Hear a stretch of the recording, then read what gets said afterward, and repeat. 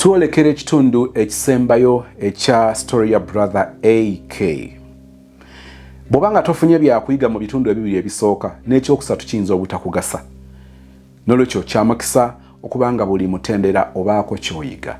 We twakomye jjo ng'omwami ono asazeewo agenda mu kyalo naye ng'alina challenges ez'okuba nti talina ssente atoba n'afuna transport yamutwala tatute yadde omugaati bw'atuuka eri omukyala batuuka mu bulamu sexual life omwami tasobola functioninga bulungi omanye embeera eyo kyetegeeza tugenda omanya ebiva mu ebyo ne ku nkomerero ya byonna brother ayimiriddewa ebintu biri bitya njala okwebaza okutambula nange ku Sozmo ya subscribinga ng'oli returning subscriber. Thank you so much for being part of this family. If it's your first time to be here, consider subscribing and nyiga that bell button for notifications when we put a new show.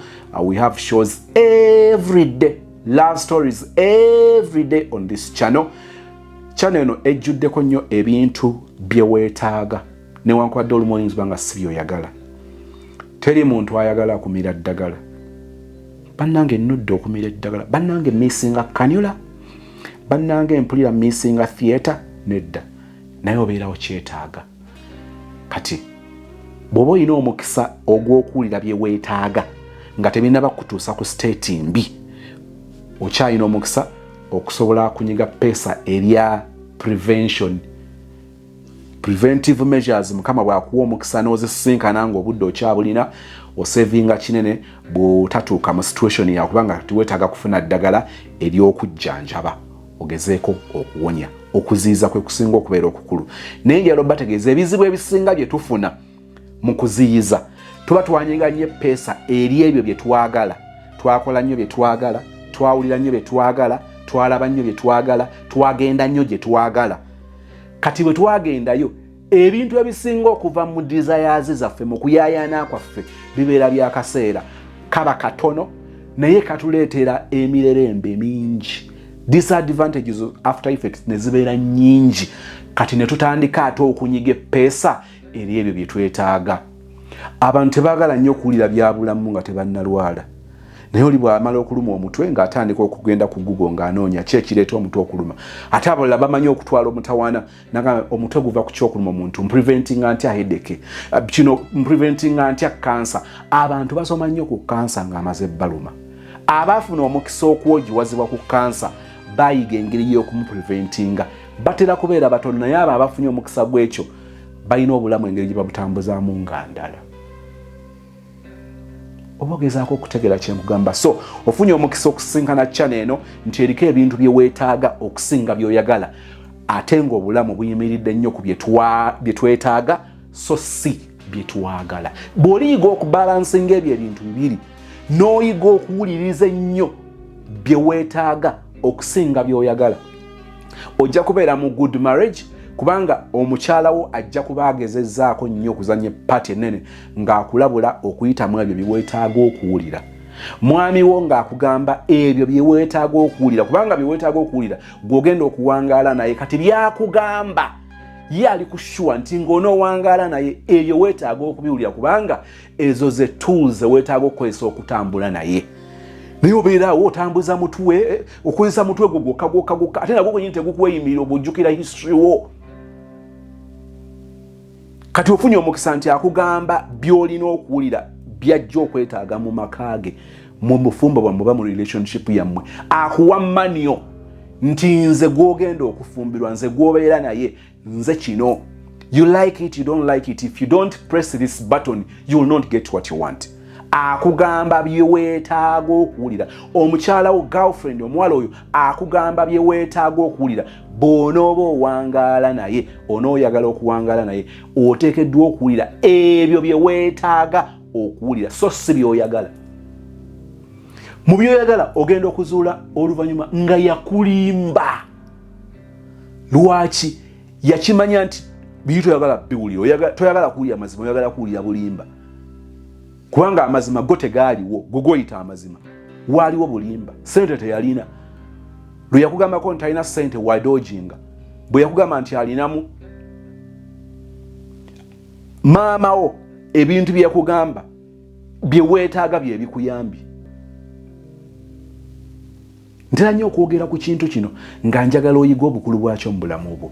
Nza Soozimu nkwaniriza era njagala okwebaza bannaffe aba Dembelio Properties and Associates Limited. Abano bali mu real estate, balina ploti okuva ku milioni 10 nenga za chapa. Waliwo estate eri ekiwawu ku Mityana Road. Genda mu kabox oyogere ne Madam Beatrice ajja kubanga akubulira ebifo ebyenjawulo bye balinamu amataka plot, obeere nga mwogera ku ngeri gy'ogenda okusasulamu ofune ekintu kyo. Batandikira ku milioni 10 nenga chapa. Ennamba ogiraba ku screen awo, yogera ne Madam Beatrice, manyi nti ensonga mujja kusobola obanga muzigusa. Njagala okwebaza Mama Aisha Najemba owa Aisha Najemba Furniture Mart ebbanda opposite Nabisunsa. Furniture yenna ng'ogyemu coffin oba obatuuseeko. Nze amanya gange nze Aisha Najemba. Edduuka lyange eriko Aisha Furniture.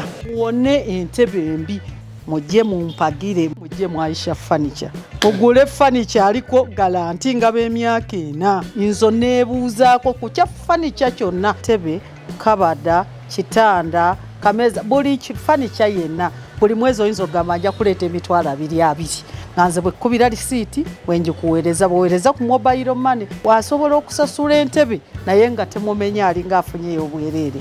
Buli mwezi ne waleetako 10 oba ku dining nako n'aleetako 10 n'agamba ne ku kitanda 10 ne ku kameeza 10 ofuna ebintu mu nnyumba nga tomenyese amazima getukulembeza. Oero nebuzaako no nga maama kati nze ndi mu nju mpangise ntwale entebe ki. Waliwo kale ezinyumira ebifaananyi nyina entebe ze nkugamba nti eno egenda kubuka eno tegenda kubuko, eno egenda mu ddiiro eririmu abaana eno tegenda mu ddiiro lirimu baana, ne nkugamba eno mu muzigo ejyamu eno tejyamu, eno ejja kuwangala bweti bw'oba oyagala ya malidaadi, eno bweti bw'oba oyagala ya buwangazi bweti.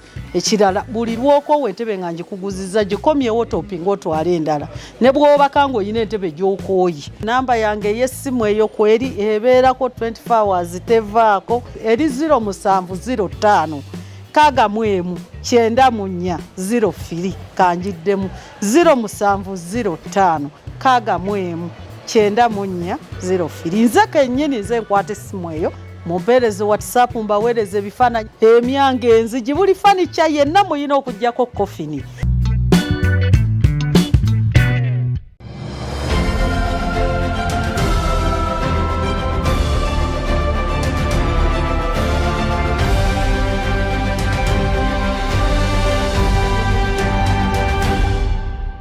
Waliwo tubadde tukomye nga ogenda okudda mu kyalo toyina kyotutemu kaveera sexually tuddemu kemabega katono awo. Embeera ebeera etya kati awo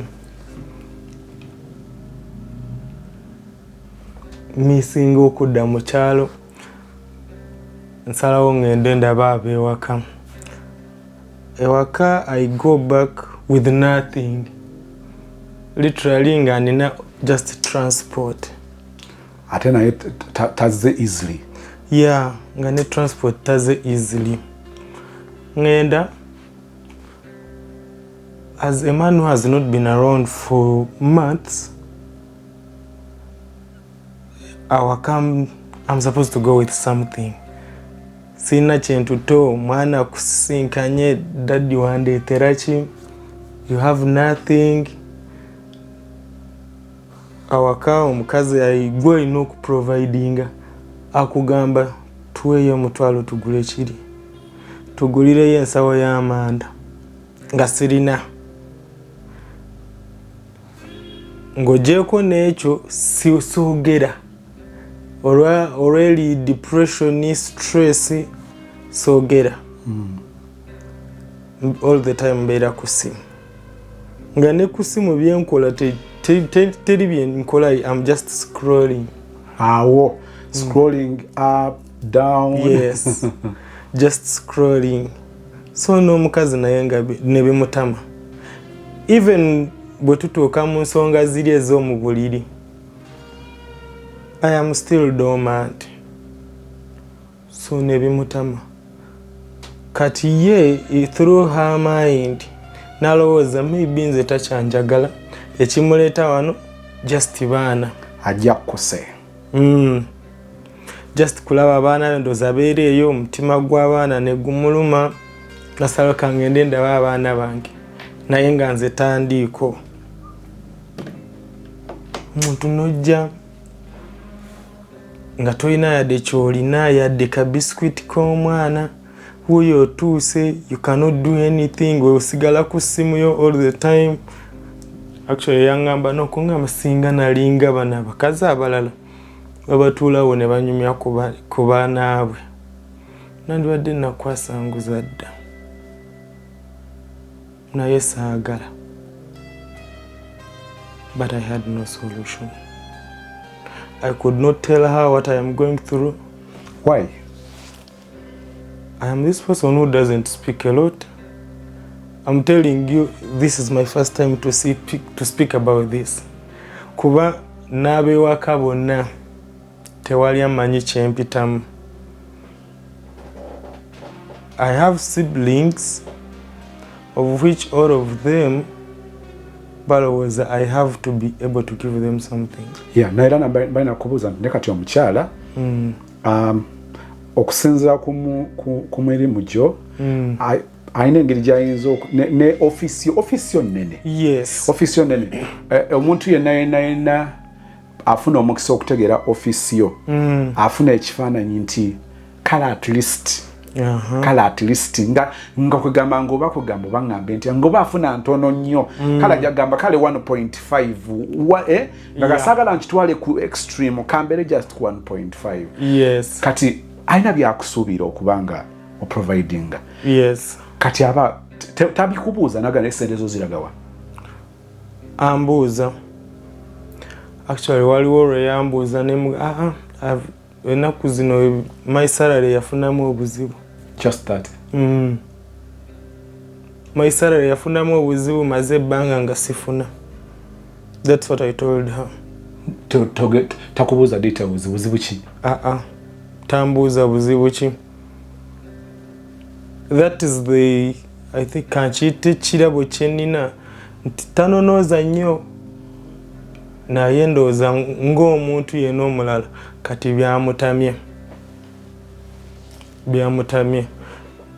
Olaba December you have not given them anything. January, Feb, March, now it is April. Abaana bagenda batya ku ssomero? Omwana yagenda atya ku ssomero? Omwana okugenda ku ssomero, I borrowed some money. Again. Yeah, I borrowed some money, 300. I gave them 300. So I am lucky that she works, but I think she's now tired and I cannot blame her.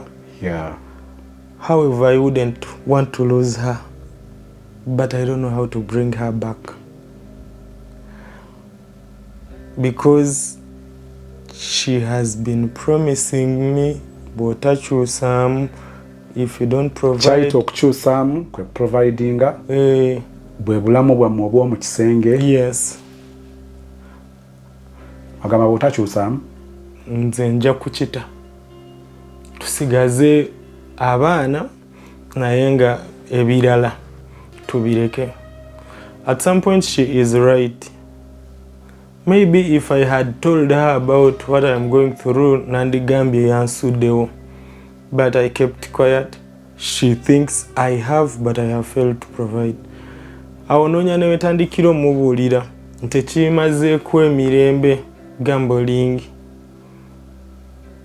Awo noonya ne wekitandikira. Eteeza habit yo eyo tagimanyi. Tagimanyi. Yeah. Actually, in our home,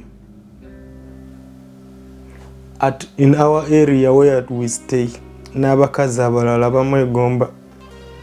Balaba alina baawe tayomba, baawe tayogera, baawe teyeefasa. I don't have a lot of friends.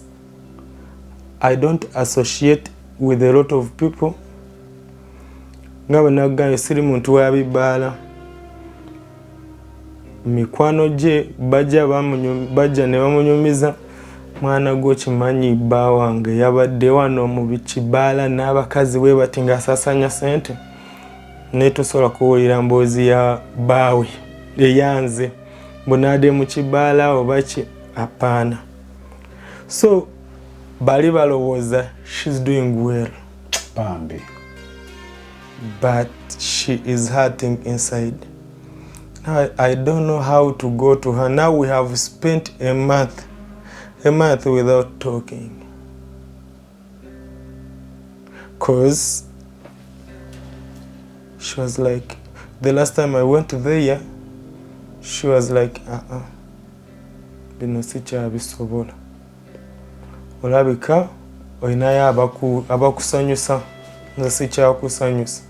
Siganya oyinza okuba tolina ssente, oyinza okuba tokoze kiri ekyokuprovidinga, but at least ekyomusengereka kibeere kirungi. Byonna bigaane. Ne bw'ojja wano toyogera nange. Actually, she told me I have been avoiding her. I didn't know that I was avoiding her. You didn't know? Yeah.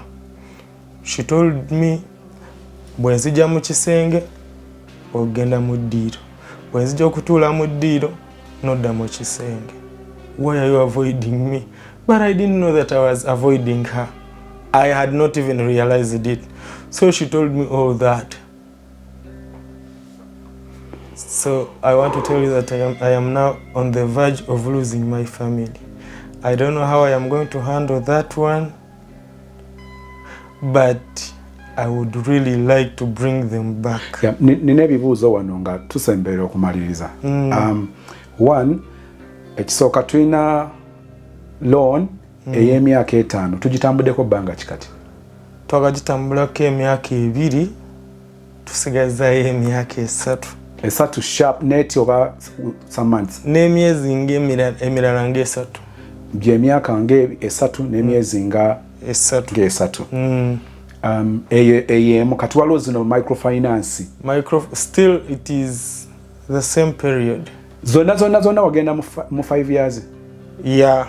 Zino microfinance, the moment you keep on getting top-ups, ng'oyongeza n'obudde. Kuba bw'oyongeza obudde, let's say omwaka gumu gukuwa akakadde kamu nga bakusala ssente bwe ziti. Kati ojja kugamba kale mwongeze gibeere emyaka 2 munsale ssente bwe ziti, mumpe ssente bwe ziti. So that's how it kept on increasing. It is actually zino microfinance ze zijjongera neewera 3 n'emyezi nga 3. Otherwise it would have been a 3 sharp. Yeah. Well, n'okubanga otambuddeko ebbanga ery'emyaka 2 naye waliwo ekisa kya Katonda. Ebisinga, this is our second meeting. Yeah. Njagala kwebaza waliwo sister eyatuwa watwasinkana ndoza twali mu Ramadan wakati oba. Yeah. Sister eyali ampeereza akasente n'agamba tufune omuntu gwe tukawa n'endaba nga wagira mu budde obutuufu. Kalabika nga akaali akatono naye teri kitono. Tewali kitono. Where I come from actually, they say omukiikula kanyaaro mu nyanja. Okunyala is urinating. Omukiikula kanyaaro mu nyanja yagira ngu enyonjeserezo tebanki. Omukadde yafuka mu nyanja nagamba enyongeza tebantono. Yes. Anna, this is a joke. Enyongereza tebantono. Yes. Oh my. Kakati, well, yeah, imanyi nti twali stakamu akasente kaali sikanji. Nenga bwagambye enyongereza tebantono. Twagala okubaza Katonda sister omwami brother Ekelo okubata omulabye ku screen nenga yono gwe twogera naye. Kakati, wayogedde ku ky'omulimu. Yes. Noga nti singa ofunayo omulimu nga kuwayo wakiri emitwalo nga 3 ng'asobola oku... Itezo olina obudde obukola ebintu byo. Yes. Like I told you, the other side in West Nile, mu mwezi nkolamu enaku 2. Like I worked on the 7th of this month. I work again on the 25th. Wow. Yeah. Yeah. Ndoza nze njagala osabe ekisooka njala nakyenya tusembiyo ekyomukyala njagala osabe eri abantu abawulidde story yo. Yeah.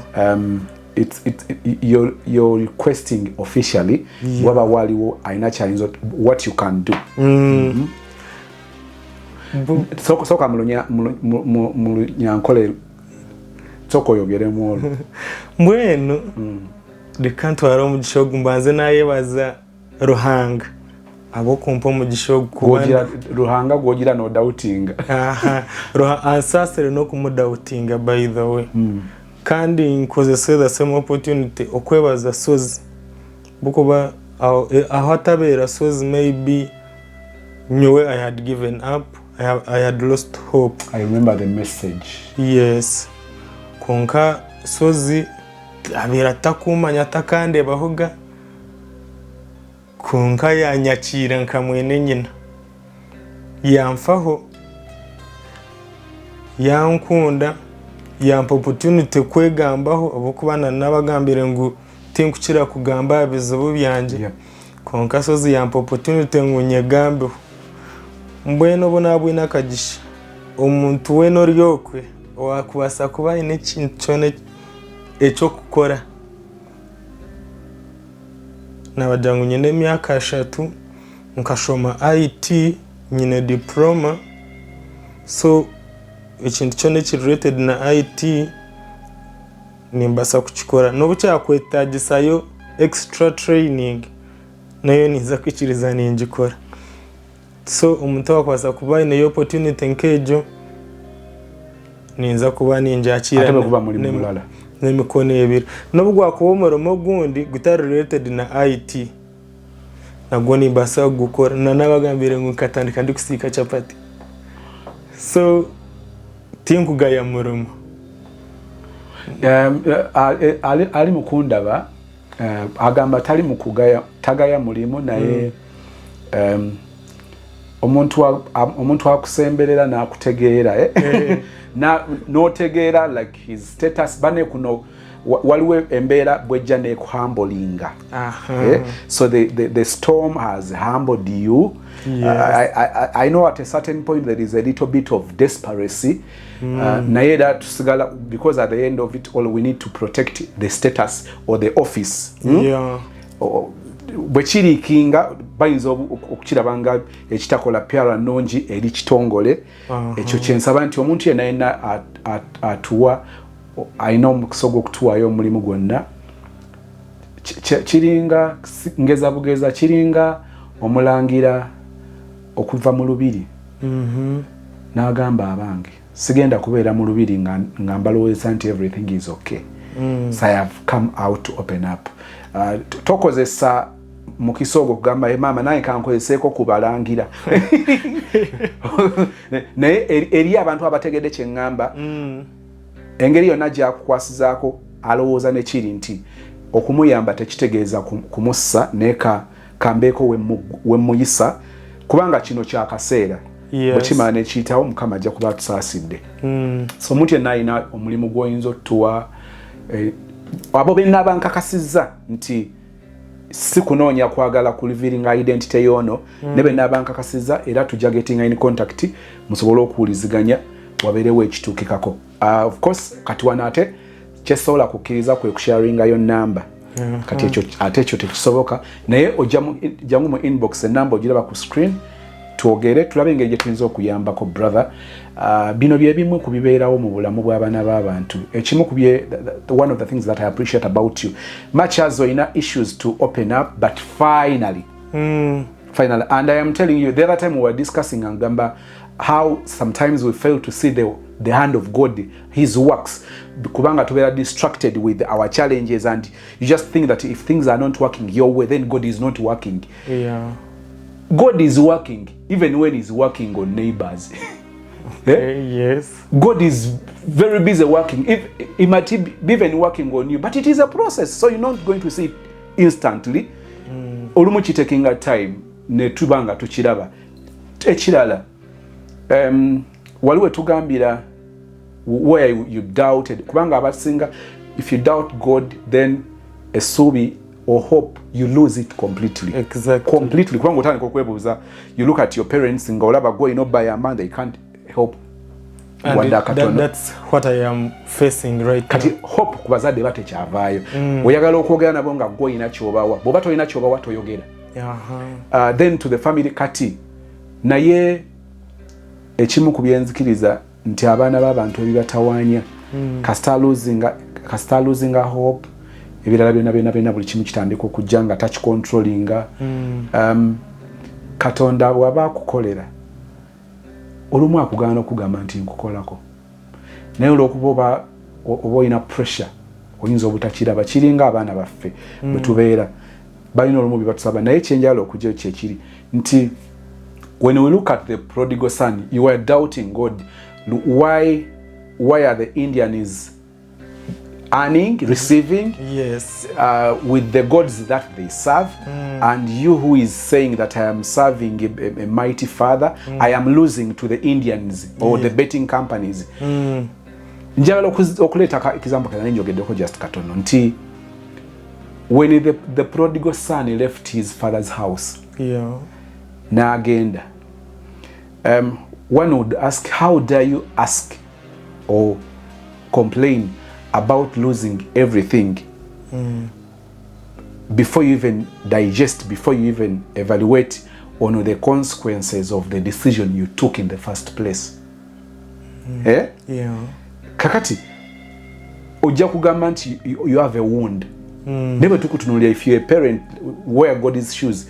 When look at bwakutunulira agamba, but this son of mine is not just serious. Namugamba tokwata ku kande eyo. It is going to burn you. Finally, yajikwatako nemubaninga. So he's now complaining, I am not a caring father, how I am mukubi omugongo. Nenga okutunga tinga akulikera gaga olusi bwa ku dressing and okudressinga. He's dressing in a way you will not even understand sometimes. Naye mbadde nzyawo kiri nti olumu tulina n'otutunuulira decisions zetukola kati bwe tumala okugwa mu trouble olwa decisions, then tuteekeddwa okusooka okukkiriza nti I think I pushed myself into this kinnya. Kanogamba, how do I, like, moving forward, nvaamu ntya. Kati olumu tumala obudde nga we are complaining to God, nenga yakutunulide waiting ngagamba, there is something you must do. I have done A, B, C, D. There is something that I will not do for you. I will pay tuition as a parent. Will I read for my boy? Of course not. Will I sit in class for him? No. Not at all. So, nina duty to nina obuvunanyizibwa obw'okukola, the school erina obuvunanyizibwa obw'okukola, and the child himself naye alina obuvunanyizibwa bw'alina okukola. Naye bwe tuba tufunye challenges, we don't look into that. Kati awo ngambira nti tugenda okudoutinga God, naye ng'olumu twetaaga okusooka okusiriikirira. I remember President Museveni. I may not be a supporter of Mr. Museveni, but well, he's the president. That is one. Then two, ayina byayogera ebinyumira, and ayina ebigambo ebyamagezi bingi. Naye ayina statement mu COVID n'agamba nti twetaaga okusirika. Ayina ekigambo ky'olunyankole kyeyakozesanga. Mugagamba kakati mu kiseera kino awo batteranga mu lockdown eyo kakati katusirike. Tugenda kusirika kati tusooke tumanye how do we attack this enemy. Kati olumu twetaaga okusirika tusooke tubuuze nege, wait a minute. Ekitukubye kivuddewa. Kati byenjogerako oli technical nnyo okubitegera. Ekitukubye, where is the enemy coming from? If we tulowooza ku bintu bino and we don't think about gambling, tuba tujjawo blame ne tugiteeka ku Katonda. He's just looking at you and pointing at gaming, I mean gambling or betting. We are ignoring this. Kati agamba ono ngenda mu blessing. But if this is not sorted, the same thing will happen. Kati wagambira nti ayina byayagala. Katonda yetabeerawo n'agamba nti atutadde on hold nti atu-ignoring. Actually, we put ourselves in a situation where we look like we are ignored. But we've just ignored ourselves. You just need to work, stand, then move. The car is in the parking. Is it going to pick you in the bedroom? Of course not. Then take a decision. So wake up, get ready, come sit in the car. They will drive. Kakati olumu Katonda byebyo byaba twagaza nenga unfortunately ntero gamba abantu nti kizibu okubirabanga there is no good relationship between us and God. Sirimo kugenda into the details of the Bible, but I'm using a common sense. Yes. With the examples between a parent and a child, there are things that we must do. Kati bwetugamba nti betting, I don't need to use a lot of words. Then okiriza the after effects of gambling. Wononyera banga kakubulire. Oyina banga olwali wakiiga kye kikutaddemu. Nga kastos oyita mu tane eno. Ngogamba no, the experience itself emmala. Emmala kati bwokwata wakomadde okubetingako. Honestly speaking. Honestly, I think like last year. Wow. Last year in November. You see? Aonga even a single penny jenfuna nga nziruka. Sinemala nengambu wange. Kati sekyalina sente. Akasente kenafunanga. Dekakakola ekyo kye nina okukola. Yeah, the maniti bang. These days I was not reading. Like I told you, I have a speaking Bible. It really helps me when I am stressed or in depression. But for the last 1 month, I was listening to the book of Daniel. There is a certain king I could be. The exact name. Katonda yamutwala ku ttale.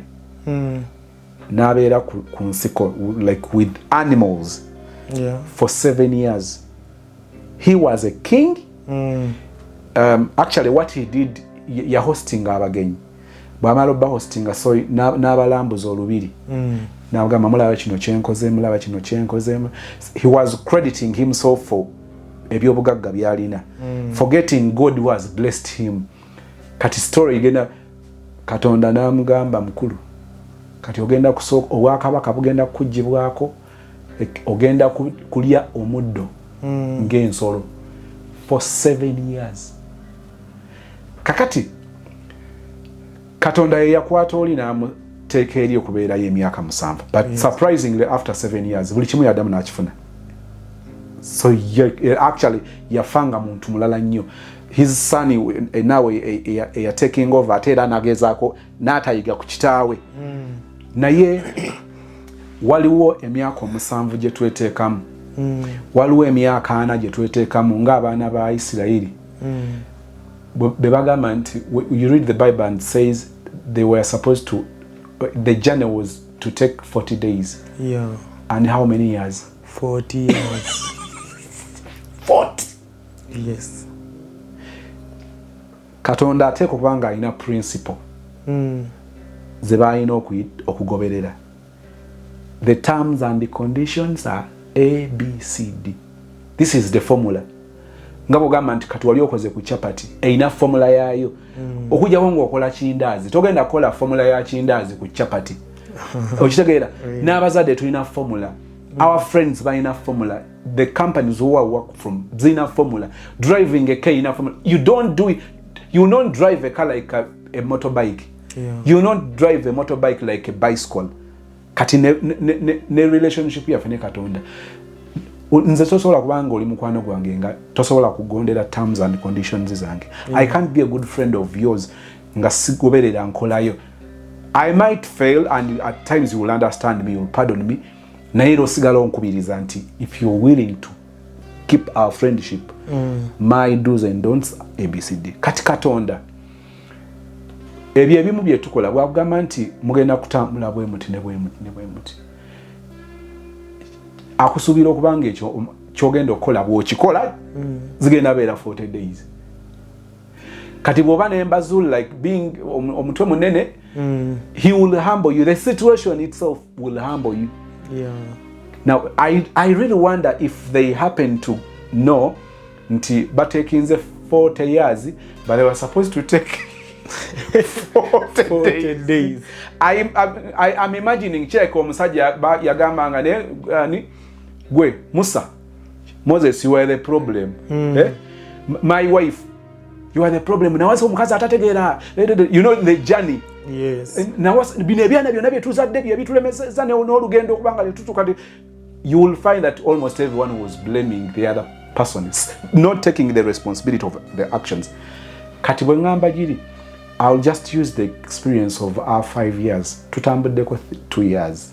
Yes. Eno teyali principle ya Katonda. But at a certain point, ye ina principle ye.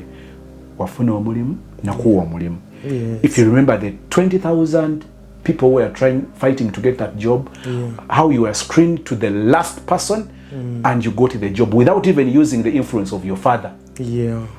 Katonda n'akikukolera. Kati by principle waliwo ekikuuma omulimu. By principle waliwo ekikuuma finance. If twakola the other way around, we can't expect the actual results nga tetwakola formula yennyini. Kati awo engambira nti olumu kato tugenda okweganga actions zaffe zitututte ekintu kye twali badde tukolera mu wiiki. Kati nga twetaaga emyaka egi. The excitement of getting a loan nga tetucalculate nze.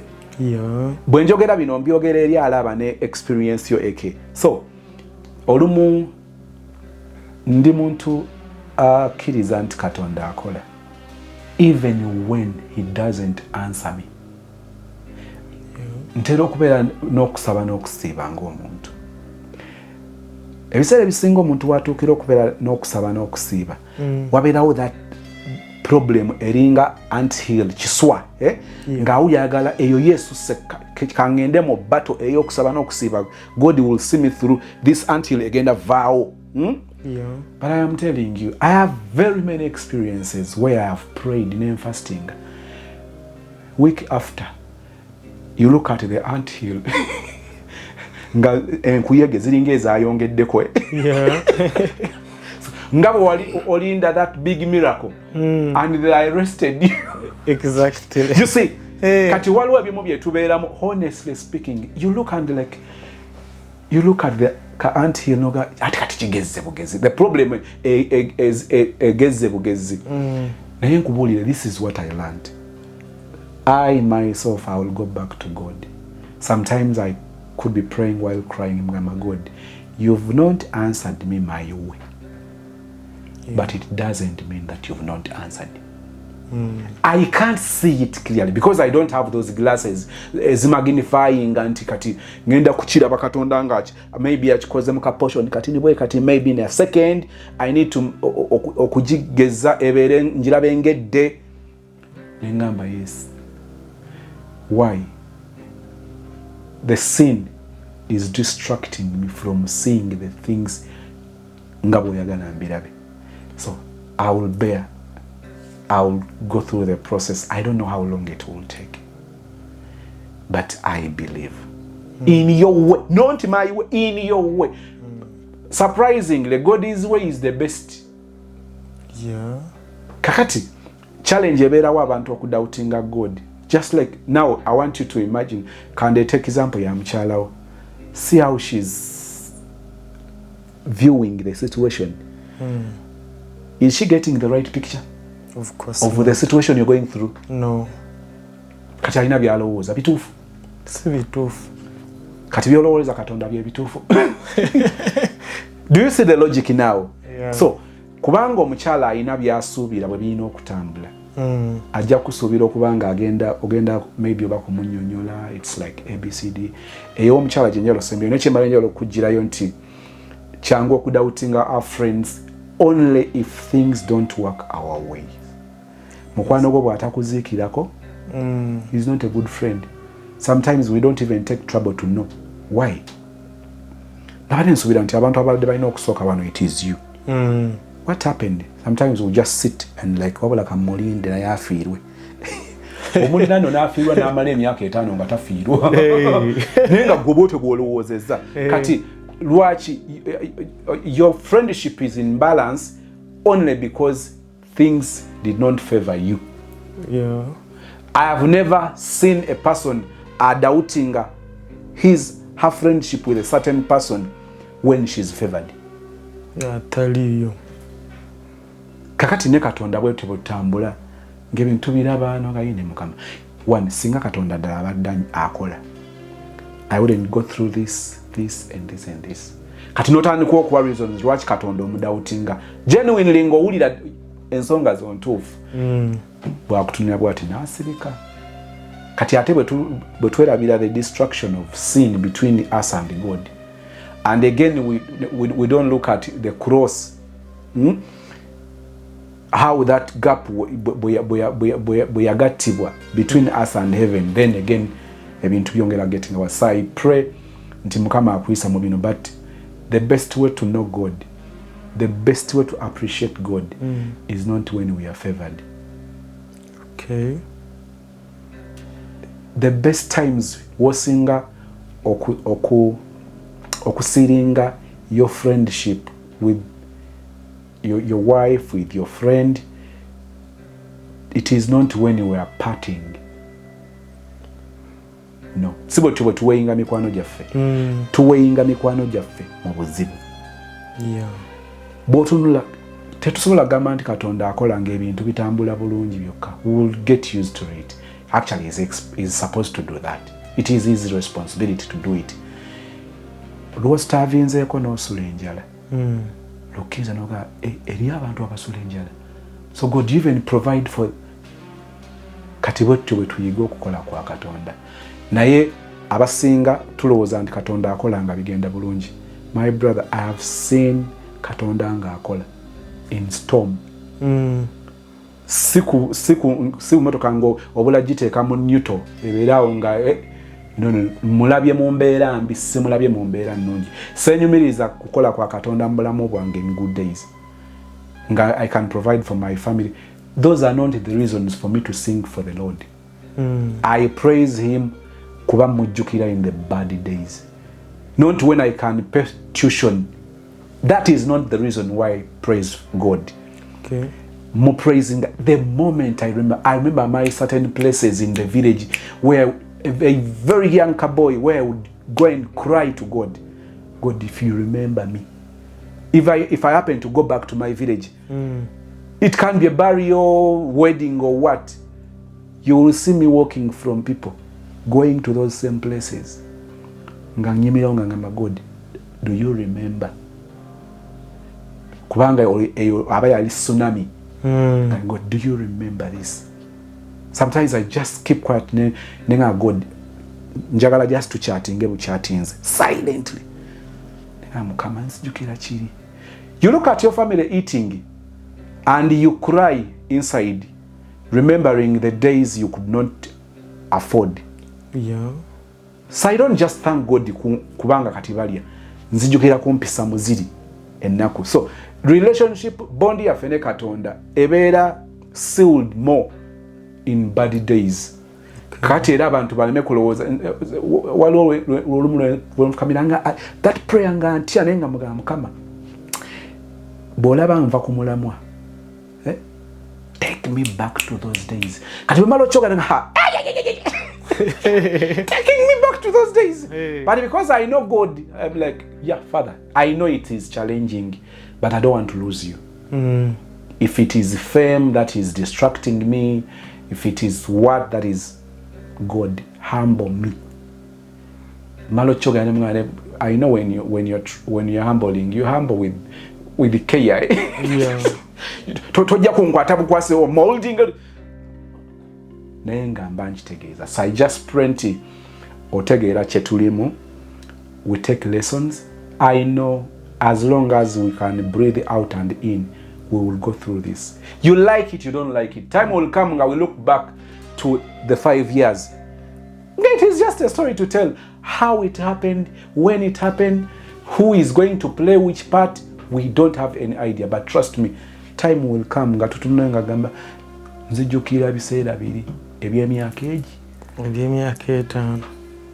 But I'm telling you, those are the lessons you love to share even to others, or motivating or what. So I just pray nti kiggwa.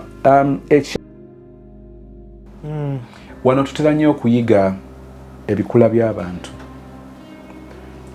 I might be talkative, Yeah. but I am telling you, there are times when the person you call a talkative guy nga mutinze. Waliwo abantu mu bulamu bwange right now abeewuunya lwaki na mutinga. Kitegeeza ki? Baba balina bwe bamanyi nti sozi ajja kugamba, sozi asiriseemu kaseera, but eventually ajja kugamba naye ng'omutinze. Kikyengezaako okujjayo. Embeera zitukyusa. Abamu zibakyusa mu ngeri ennungi, abalala zibakyusa mu ngeri enkyamu. But if you happen to get a chance of knowing how to change positively, to change for better. Eriyo abantu nga teboogera bizibu byabwe. Kitutera okugamba nti this 21st century tulina omukisa to read. Yes. N'ogamba well nakula bwe nti bwe tuli. Naye okusinziira ku byensomye tewali weetaaga adjustments. N'ogamba bw'ojjukira bwe twaliwundanga ente. Ng'oyingira ekiraalo n'okokoola obusa. Nokagwepane. So agriculture, farming bwe biti bwe bibeera. Bwe tukuze in this modern world we are seeing abantu abakola okulunda ng'ekiraalo kiyonjo. Yes. Naye kake twalowooza nti kukola olina obukwatamu tuffe twakula tukwatamu busa. Kyogamba nti ebintu bigenda kubeera bwe bityo paka lasti. Tuyize era oyagala okudda mu kyalo gambe dadi nedda. Twabikolanga bwe tuti. Twetaaga okukyusamu tubikole bwe tuti. Kitegeeza nti mwali mumanyi bwekyo bwe kikola ne tukkiriza nti okuyita mu bbanga lye tuyize the exposure tulabye nti waliwo bye twetaaga okwadjustinga. Kino actually we would do the same thing if it is better. Naye bwe tulabawo another alternative etutwala from the level where we are nga tugamba no let's adopt this. Tetugenda beera those traditional nani of doing things fe tukikola bwe tuti ensi ekyuka n'ogamba no kati tulina okukola bwe kati bwe nzira ku kikula. You didn't have any idea that you will meet Moses one day. Yeah. You didn't have any idea. Not at all. Do we regret in opening up? I don't regret. Kati olumu wengambira nti kati bwe tuyiga olumu okwadjustinga bannanga abali mukunda bakamba buulire nze nja kufanga n'okuyiga nkyayiga era sisobola nze njigira ku muntu omukulu, njigira ku mwana omuto, njigira kwayogera, njigira kwatayogera, njigira ku muti. Buli kintu nina kyensobola. You just look at the tree noga kati kuno muti gulina stress. Ogenda nga omuti gukusinga n'okubeera n'emirembe. Naye kuyiga. So mu kino kyengezaako okugyayo nti yes tusirika naye tuteekeddwa okutunuulira, tuteekeddwa okukola self check or we evaluate ourselves slowly ne tugamba nti bwe mba nina ekikula ekyokubanga I accommodate each and every person in my life. Nze. Yeah. One, how is it benefiting me? How is it benefiting the society? How is it affecting me?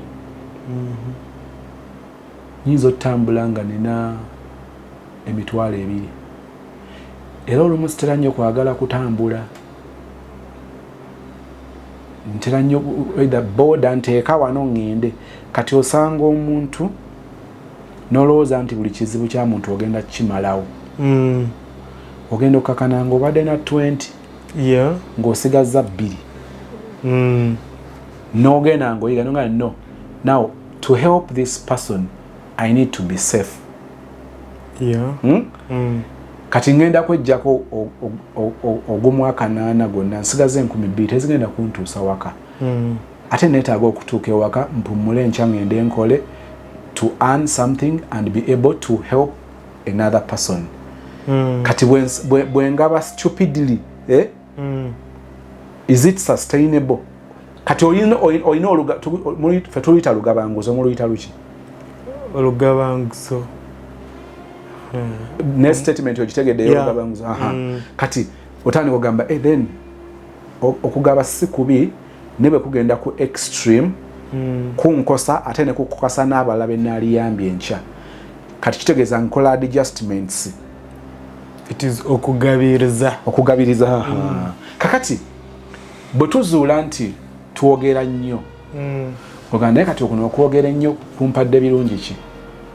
Kumpa emikwano naye olumu ogenda ozuula nga kukuwamu emikwano egitali genuine. Yes. Okwaccommodatinga buli omu ogenda ozuula nga olwokuba to screeninga oleeta emikwano emirungi n'oleeta n'emibi. Yes. Ate olwokuba oleeta mingi ogenda okwekanga ng'oleeseemu 3 emirungi nga 7 si mirungi. Kati n'ogamba yes kati nina okwadjustinga mu kino. Kati okusirika kulina ebirungi byako. We have even the saying mbw asirise teyejjusa. Naye asirise ku ki? Asirise ku ki? Kati bwe tukola self check tugamba nti yes bwe twogera n'omuntu ng'asomyeko atunuulira decision n'atunuulira the advantages and the disadvantages, n'atunuulira advantages zinabeera sustainable, n'atunuulira disadvantages.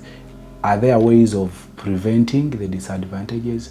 Are there solutions if we happen to face these disadvantages? Kati n'agamba no, it is risky to take this risk. Oba this risk is worth. Yes. Disadvantages is temporary. Advantages is permanent. So we are taking it. Kati tugamba how silence and no keeping things to ourselves. How have we benefited from this? I've not benefited at all. We've not benefited. Kati olumu nga tandika okugamba nti tugenda kukola mu adjustments. One, when we look at our dear wife, the person that we don't want to lose. Yes. The goal is not to lose the sweetheart. Yes. Nga tugenda ku the process that will keep or retain this marriage or relationship. Nga tugamba one, omukyalo ono tumuwadde obudde okukola assumptions. If we don't give her ekyokulowooza agenda kulowooza. Kati ate kyalowooza tetukirinaako control. Yes. Kati omukyala bw'abanga mu situation eno alina expectations and tetuzimiitinga tuba tumuwadde budde bwakulowooza ki? Agenda lowooza ate surprisingly okumanya ebintu byewuunyisa tebalowooza birungi. Naffe tetulowooza birungi. Of course. Kati ebyo ebirungi ebiringa ebirungi eba biringa ebiri fair nja kikola in the first week, the first month, maybe the first year, but not all the time. Ndoza talina one ajukira lwali omuwaddeko. If he had, he would give me, but it is taking long and he's not telling me, and he's still doing the same job. I asked Gunda and they're earning like 2M. Yes. What is happening? Is he having another family? And you see now I'm in the village, he's in town, cheka kati nkadiye, he's seeing new girls. Yes. Kakati ojukira buyagula omusota. Did we know about it? Did we know it disappeared? There must be someone who knows all these stories that we don't know. So if he's not telling me, he must be telling someone. Kitegeeza ki? Manual yaffe gyalina okureadinga, because if this was a phone, I know if I need to increase the volume, I know where to go. Kati olw'okuba manual tetugimuwadde, kati agenda kunyiga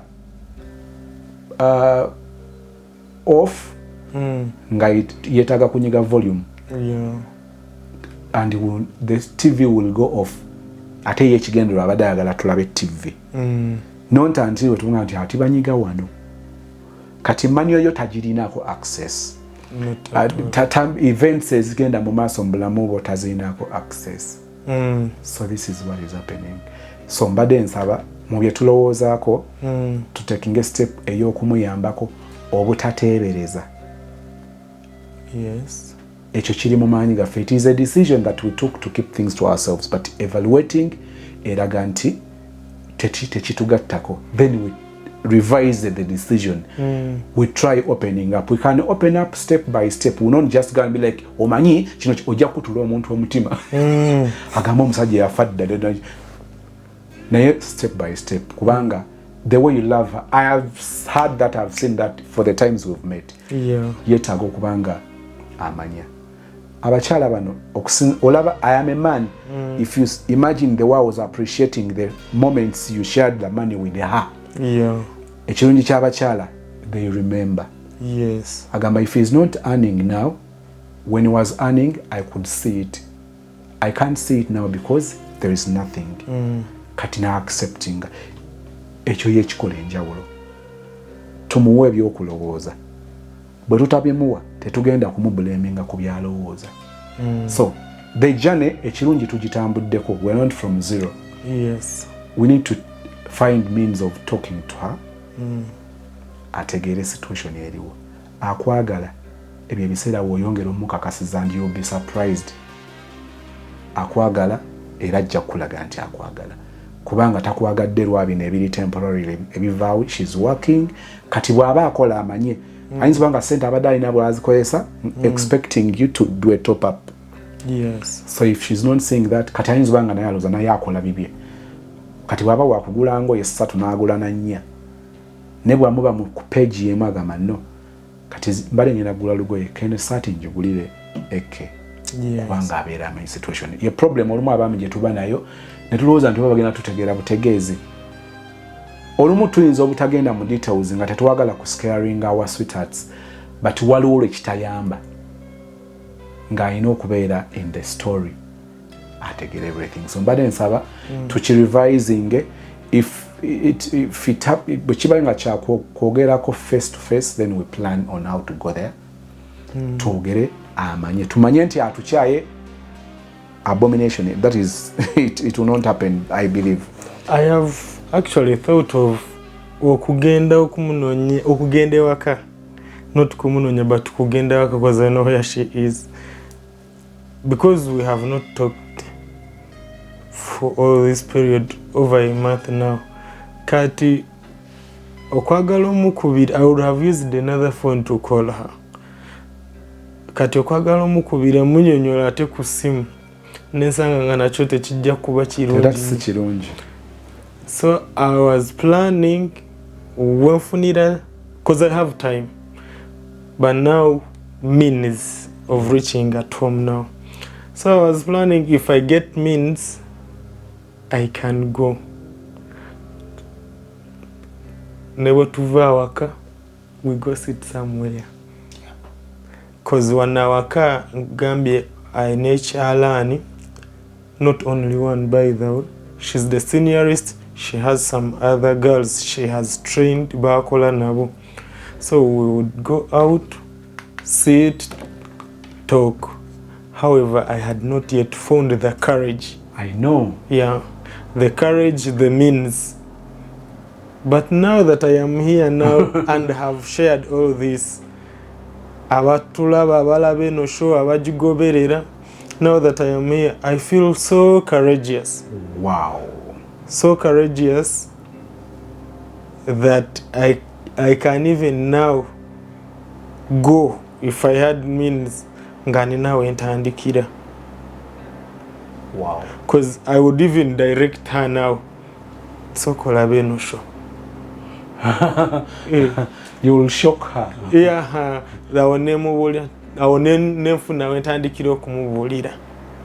I believe that one would be okay. Other than okumukubira esimu nemugamba olaba bino byembadde mpitamu, ayinza obutayangu wakunzikiririzaamu. So I pray when I get means nga obudde nabwo mbe nga nkyabulina, because webuuze I am working 2 days eri mu West Nile. Kyokka nenzira e Kampala nentuula e Kampala for all that time nga sigenze wange. I would be using that time to spend time with my people. Nekyokukola ne bwe wali badde okifunye na side zeeyo. Yes. You would be working there nga bw'olaba ne family yo, then duty calling ng'ogenda ngo. But see how the devil bw'atutayinga bw'atye. Yeah. I strongly believe nti Mukama ajja kukola ebyenjawulo, and ntera ogamba abantu nti I don't look at this situation right now. Ngitunuulira emyaka 5 nga giweddeko.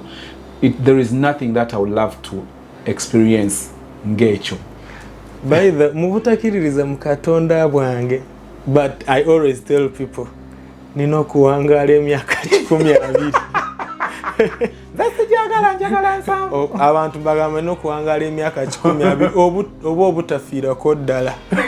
Nabambuuza okirinabuuko bukakafu ki? But you people, you are Christians. Yesu alikomawo wano to judge the living and the dead. You count yourself among the living. I always tell people I will be among the living.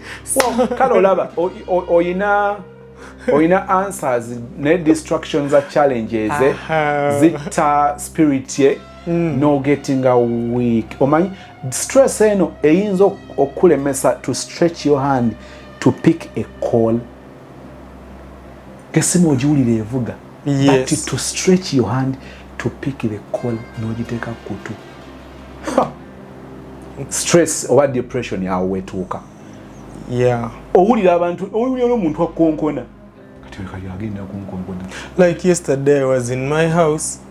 Someone najja ku mulyango gwange waliwo omuwala cleaninga our premises. Najja ku mulyango nga yagala kasasiro. Kasasiro gwe tulina wa bicupa bya soda gwe tunywa oguza Rolex obuveera obwo nenga samuwulidde yambe yakonkonye nga sigulawo. But I was inside not even asleep. I don't know how it comes that I didn't hear her calling. So, stress nze ntera okugamba abantu nti this devil atwaisolatinga kyova olaba akujja mu bantu n'akuteeka awantu wakutocharingira ate olumu bw'abanga amanyi nti ono kati neetaaga mufuna nga mutwala mu bantu he will lead you to bad people. Exactly. Group ogenda okakana mugenze mu clubbinga then drugs. Ate kyewuunyisa I have failed to manage myself, but people come to me. Awo.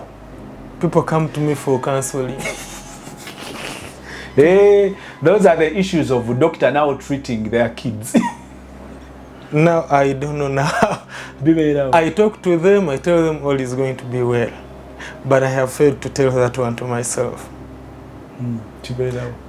And now to hide away from people, I have now decided to isolate myself. I don't want people to talk to me. Okunyumiza mbirabanga abakudala. So, but we will overcome. Mukwano gwange omulungi ensonga za brother Eke oziwulidde. But njagala kusembyayo kino. Bw'olema okuyigira mu bino, linda nga weeyigirako. Thank you.